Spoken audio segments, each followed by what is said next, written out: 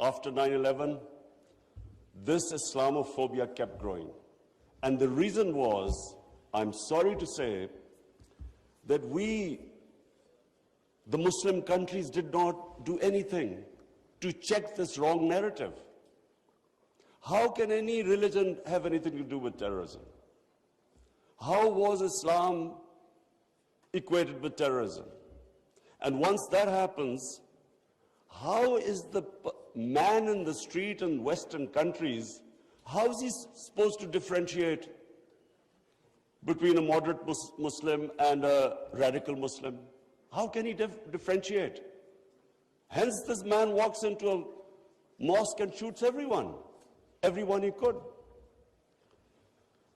Unfortunately, what should have been done and wasn't, the heads of Muslim countries should have taken a stand on this. But instead, a lot of our heads of state kept saying things like, well, we are moderate. The moment you say you're a moderate Muslim, you automatically say that there is some extreme form of Islam. Our head of state at the time, after 9/11, he coined a phrase called enlightened moderation. I understand English better than most. I still don't know what it means.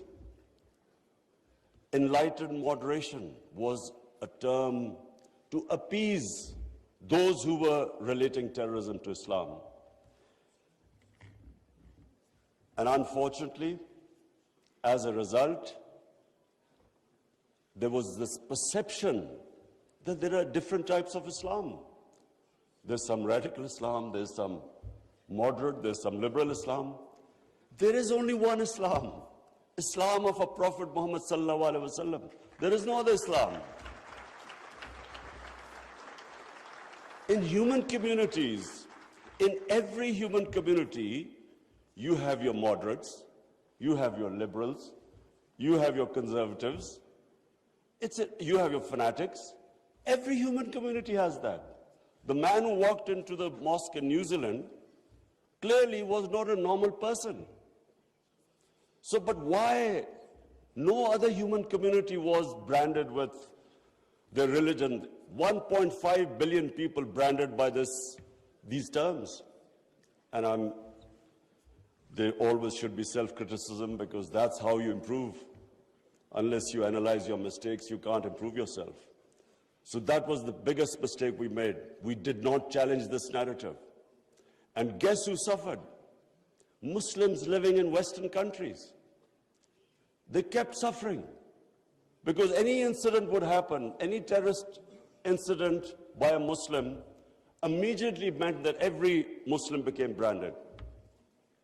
When 9/11 happened, I still remember, people were petrified in Pakistan that I hope there was no Pakistani involved. How could how could whole community be responsible for some fanatical deed by some extremists? So therefore, this was it was one of the worst periods for Muslims living in non-Muslim countries. And then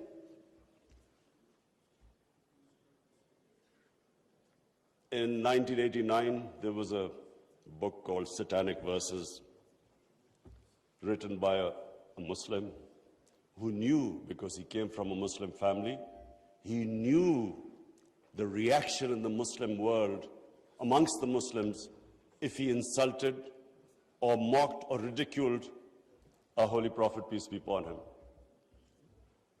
But what happened after 1989 was, rather than again the Muslim world coming up with an intellectual narrative, trying to explain to them that why do we feel, why are we so hurt when our Holy Prophet is ridiculed? Why does it hurt us so much? Living in and knowing the Western societies, I knew why they couldn't understand, because they do not treat religion like we do. Jesus Christ is not treated the way we in the West, the way we treat our Holy Prophet here. So they couldn't understand what was going on. Why were the demonstrations? Why were there death threats to Salman Rushdie? So they kept thinking that the Muslims do not allow freedom of expression.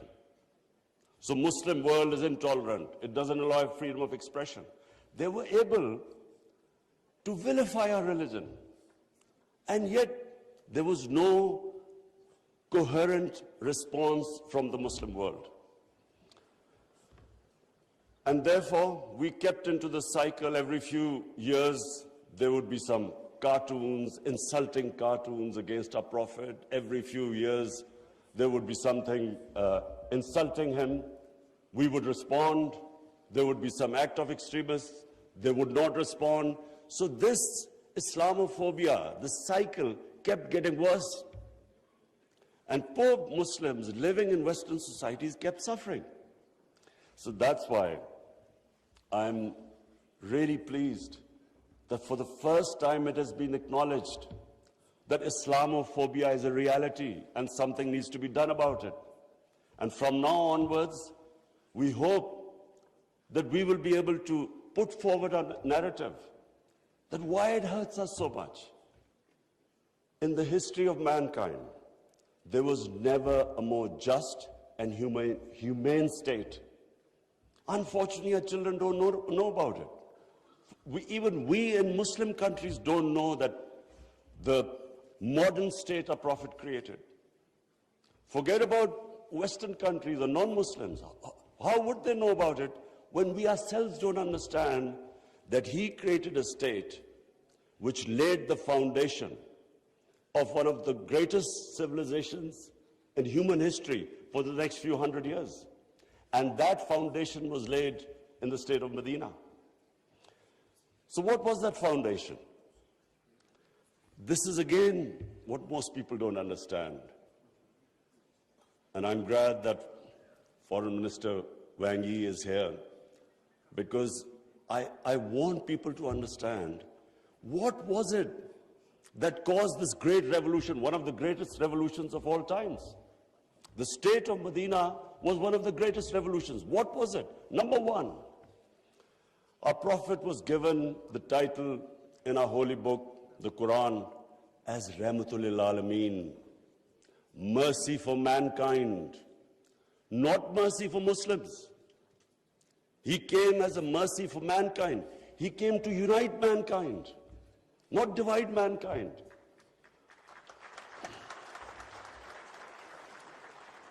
Allah for Muslims is Rahmat, Rabbul Alameen, not Rabbul Muslimeen. We do not understand, we Muslims don't understand the great mission our Prophet came in this world for, to unite humanity. The Charter of Medina was signed with Jews, with Christians, with Sabians, and with pagans. All became part of a human community.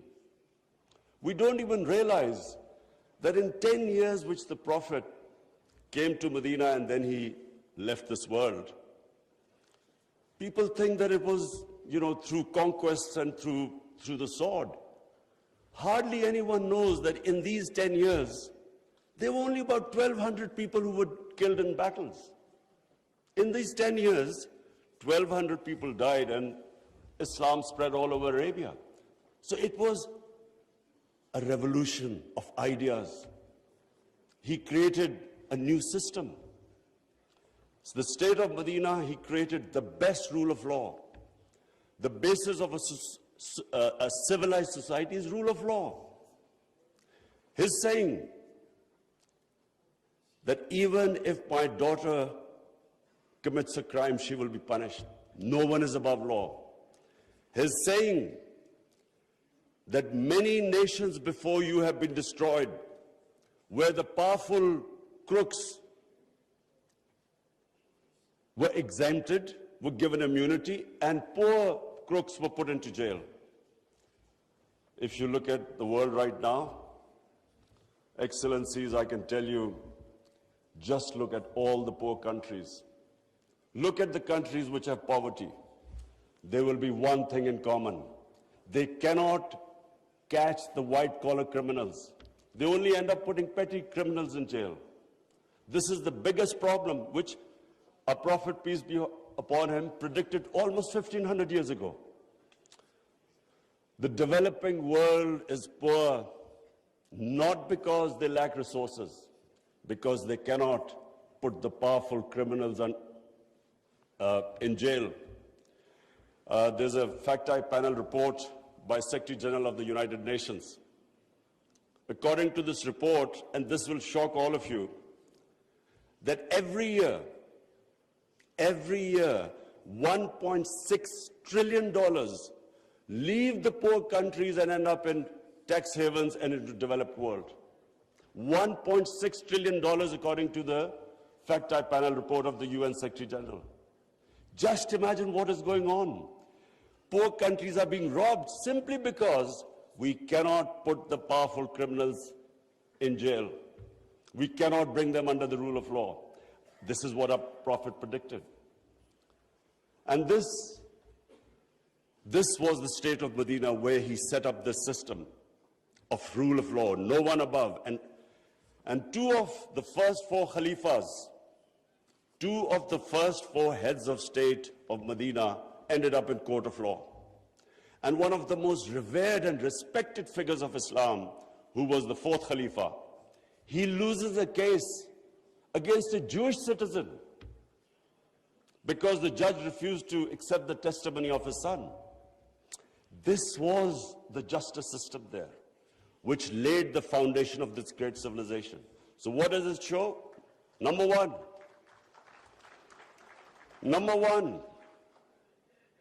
that minorities were equal citizens.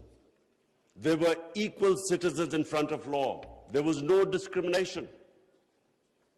Secondly, it shows that a common citizen could win a case against the head of state. No one was above law. This is 600 years before the Magna Carta was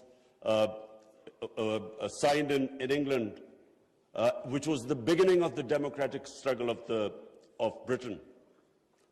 And it took them years before they could actually bring their head of state under the rule of law. This is what happened in the state of Medina. It was ahead of its time. And then it was the first welfare state in the history of mankind. Compassion, humanity. It was a state which took care of its weak, its orphans, its widows, its poor people. It was the first time pensions were introduced in the state of Medina. They took care of the old people. A compassionate state. A state where they wanted to please the Almighty. How do you please the Almighty Allah?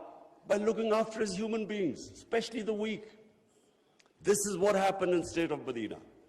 And today, I feel sad whenever I go to Scandinavia. I see what a welfare state should be in all over the Muslim world. Look at humanity there. Look at the way they look after the weak. In fact, sometimes I'm sad because they look after the animals better than some of us look after our human beings.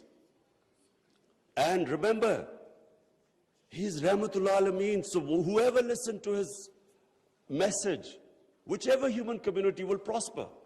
It doesn't matter, because for all humanity, He brought the message of mercy. If you look at Switzerland, in the rule of law index, Switzerland is 99%. 99%. So with hardly any resources, it is one of the most prosperous countries in the world. So as I said, anyone who goes by the model of Medina will prosper.